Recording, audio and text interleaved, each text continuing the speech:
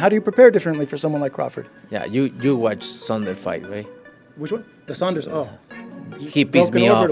He pissed me off. Yeah. So it's gonna be almost the same. it's gonna be bad. Yeah, very Yeah? bad. He fought, Mayweather. You see what happened. He fought B-Vol when he went up and tried to be great like I'm doing. And, he came up short. When he fought my boy from Texas, they gave him problems. But, it is what it is. I got the style. I got the skills. I got the heart. And I'm not going to sit around and, play no games with Canelo. Canelo says he will break Crawford's face like Saunders, and he's dead serious.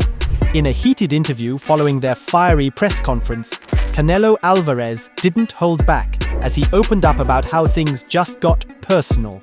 He pissed me off, Canelo said, recalling the infamous Billy Joe Saunders fight. It's going to be almost the same. It's going to be bad, very bad.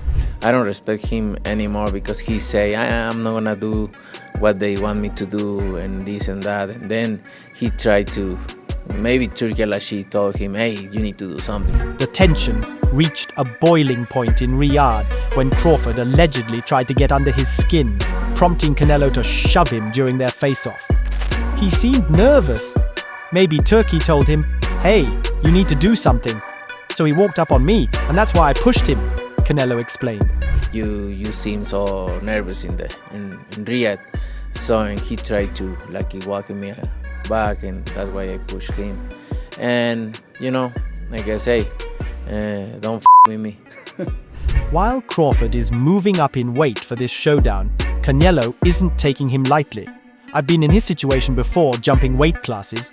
When you're a good fighter, that doesn't matter, he said. But I know he's a great fighter, and I need to be careful. I see everything. Comparing Crawford to past opponents, Canelo admitted, he's going to be one of the best I've ever faced. Very complicated, similar to Mayweather. But I'm different now. I forgot about that fight a long time ago. I learned from it. He's gonna be one of my best opponents in my career because he have everything. He's a great fighter. I don't gotta knock him out to beat him. He's never been knocked out before, but he lost fights before. So everybody, that's coming in thinking that I need a knockout to beat Canelo Alvarez is wrong. That level of respect from Canelo and the possibility of Crawford hanging up the gloves raises the stakes even higher for what could be a legendary final chapter. According to Turki Alalshikh, the mastermind behind the event, Crawford initially approached him in London and said, I want this as the retirement fight. At 38, and with nothing left to prove, the pound-for-pound king seems to be eyeing a storybook ending by taking down the biggest name in boxing. I think Crawford, when in the beginning he came to meet in London, he said, this is the retirement fight.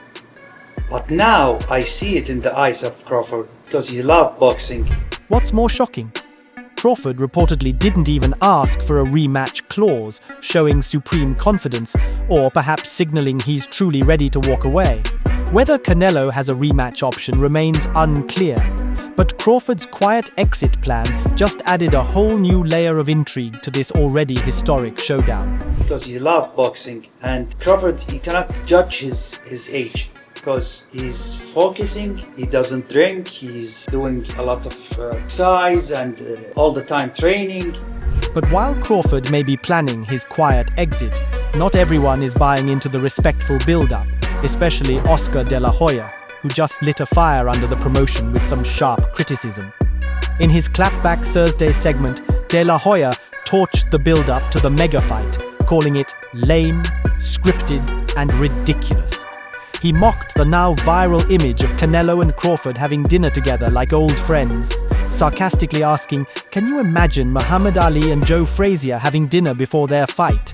Let's take it back to last week when this photo was taken of Canelo and Crawford having dinner together. Like they're best friends. I love you, man. They're buddies, like they were family friends. I mean, can you imagine Muhammad Ali or like Joe Frazier having dinner together? What? He went on to say, no boxing fan wants to see that. We want bad blood. We want to feel like a war's about to break out. De La Hoya wasn't done.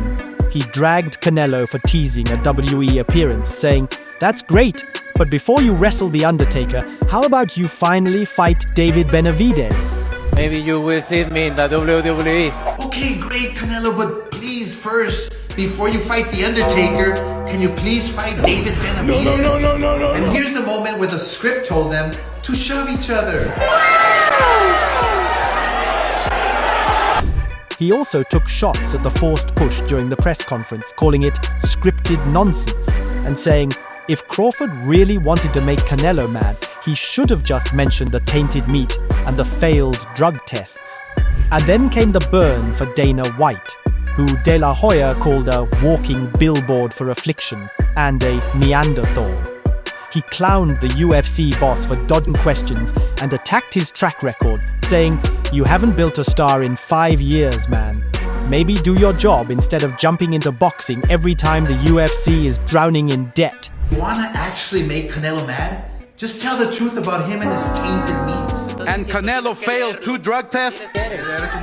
Is the fight taking place in the afternoon? Maybe not today. Or is it taking place in the evening? Maybe not tomorrow. We just all wanna know. Because if it's in the evening, that means Dana White will have to choose whether to be present at the UFC match in Texas or the Allegiant Stadium in Las Vegas. As De La Hoya took aim at Canelo's choices outside the ring, David Benavidez stepped in to challenge him inside it, reigniting calls for a long overdue all-Mexican showdown. His message was loud and clear. He wants the fight and can't understand why Canelo keeps avoiding him. In a fiery interview, Benavidez said he's been calling out Canelo for years and still believes the undisputed champ is ducking him. Canelo was 100% confident in himself. I don't know why he wouldn't fight me, especially since, seeing that everybody in his team is on steroids, which means including him, so he never got off You think he's on steroids? Of course. If Canelo was 100% confident in himself, I don't know why he wouldn't fight me, he said, adding that fans want to see a true all-Mexican war.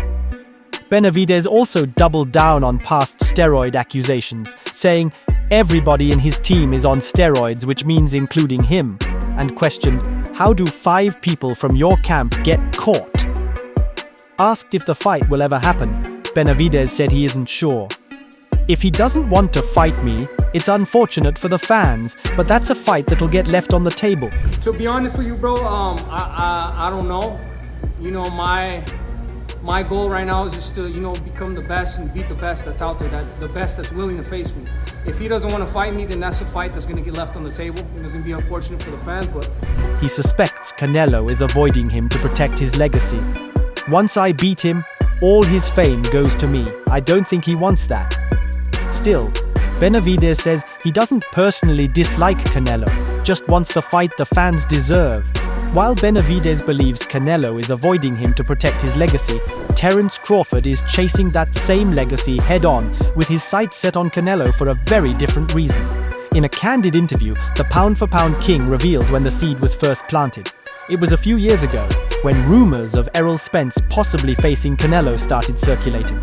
That's when Crawford began mentally sizing Canelo up. The stakes is high. It's high risk, high reward type of fight, and I'm looking forward to it. When would you say, from memory, that you first thought this fight was a real possibility, that you started thinking about this fight actually happening? Well, I started thinking about it, a couple of years.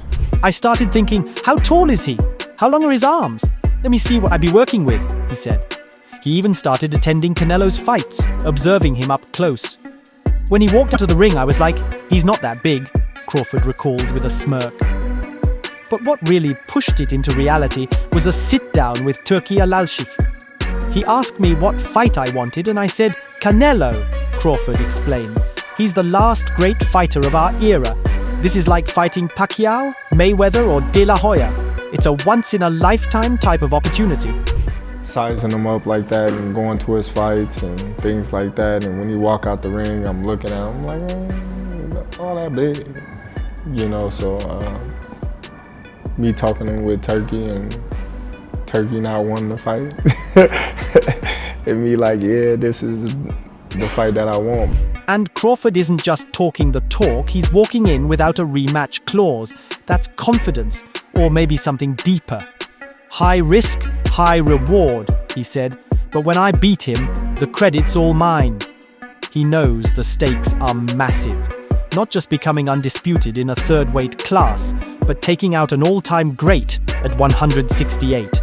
"This is what greatness looks like," Crawford said. "I'm ready to close the chapter with the biggest win of my career." That's just like, you know, me fighting a Pacquiao, a Mayweather, De La Hoya, and things like that. So that's why I wanted to fight. If you're enjoying the breakdown, don't forget to like, share, and subscribe to Boxing Headquarters for more explosive boxing content every week.